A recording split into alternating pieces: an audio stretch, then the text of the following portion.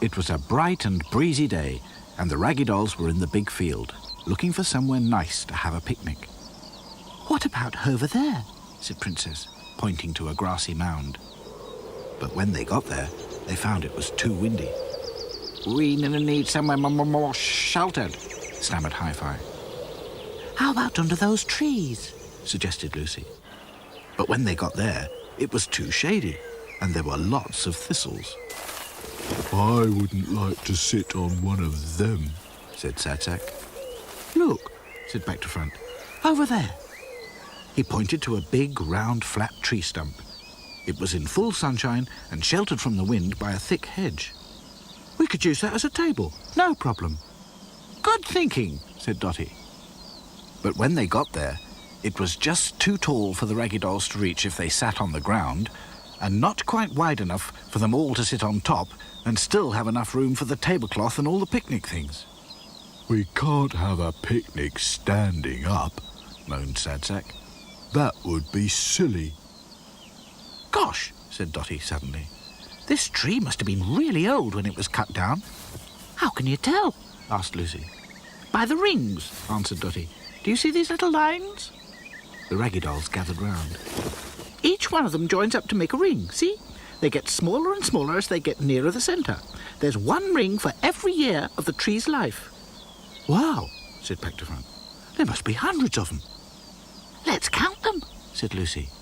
While the others were busy on their hands and knees counting the tree rings, Sadsack found a nice grassy spot with no thistles and set out all the picnic things on a big tablecloth. There was lemonade, cold sausages, bread and butter, homemade blackberry jam, hard-boiled eggs, and some salad from Lucy's kitchen garden.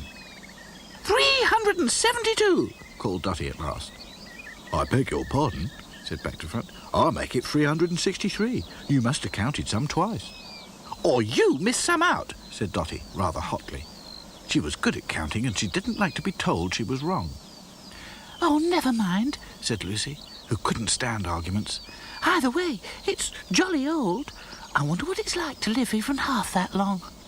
"The picnic's ready," called Sadsack. "Oh, well done, Sadsack," said Princess, also glad to change the subject. "I'm starved." Everyone sat down, but just as they were about to eat, a bump suddenly appeared in the middle of the tablecloth. It wasn't an ordinary bump, because it got bigger and bigger. The Raggy Dolls jumped to their feet.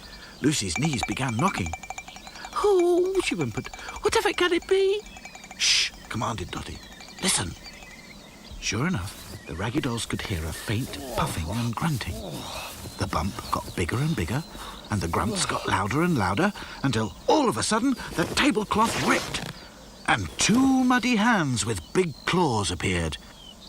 Lucy gave a shriek as a long pink nose popped out, and then a black shiny head.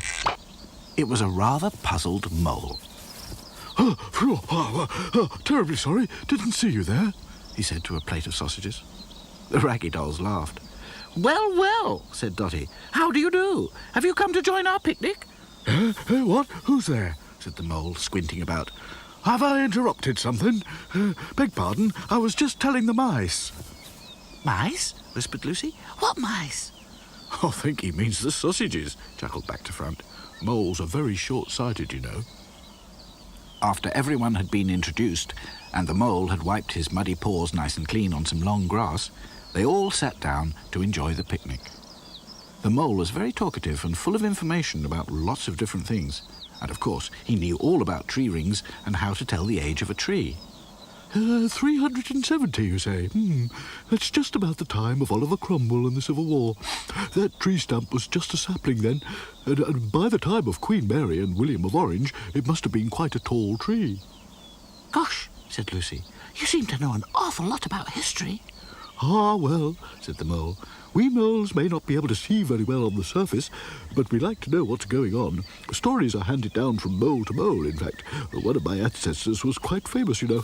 But forgive me, it's not often I have company, and I seem to be talking an awful lot." "Oh, no," said Princess, who liked to hear about kings and queens. "Do go on." Oh, well, poor old William of Orange died after his horse accidentally stumbled on a molehill and he fell off. Some people were glad and used to raise their drinks and toast the gentleman in the black velvet waistcoat. My ancestor, in fact. Oh, said Lucy, quite shocked. Who could do such a thing? They were called Jacobites, said the mole. Sadsack was confused by all this talk of oranges and toast. Jacobites are biscuits, aren't they? Oh, no, said the mole. They were supporters of James II, who had vowed... The mole stopped suddenly, and his nose began to twitch. I smell rain, he said. The Raggy Dolls looked up, and sure enough, a big black cloud was blowing towards them. Bother, said Dotty. We'll never reach shelter in time. We'll all be soaked. Big drops of rain began to fall. Follow me, said the mole, heading towards the tree stump. Well, where to? Stammered Hi-Fi. Underground, answered the mole. The Raggy Dolls looked at one another in disbelief, but in no time at all, the mole had dug a hole big enough for all of them to crawl through. In here, he called. The Raggy Dolls grabbed what was left of the picnic and followed the mole. To their surprise, they found themselves in a big hollow space under the tree stump. It was perfectly dry, but a bit dark and gloomy. Luckily, Back to Front had a pocket torch. It's quite cosy, said Lucy, no longer feeling afraid. Welcome to my world, said the mole. Tell us more about what happened when this tree was alive, said Claude. I am, how you say, hungry for to know. The Raggy Dolls made themselves comfortable and listened as the mole told them all about the Scots fighting the English, the French Revolution, the invention of the steam engine, Napoleon and the Battle of Waterloo, the Industrial Revolution, Queen Victoria and the British Empire, the invention of the motor car, the First World War, and the Second World War, right up to a man landing on the moon. Gosh, said Back to Front. What a lot of wars, inventions and revolutions.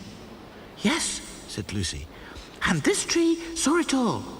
I mean, it could have done if a tree could see, if you see what I mean. Yes, we do, laughed Dotty. And it's all been quite fascinating. But now I propose a toast to our very own gentleman in the black velvet waistcoat.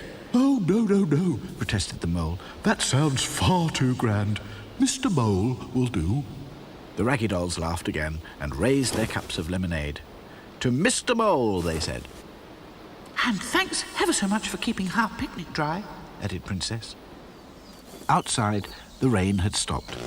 The Raggy Dolls said goodbye to Mr. Mole and crawled out into the bright sunshine. On their way back to the reject bin, the Raggy Dolls were lost in their own thoughts. It was Sadsack who summed it all up. I wonder, he said, if people lived as long as trees, would they be able to understand each other any better? Who knows, said Dotty. Who can tell?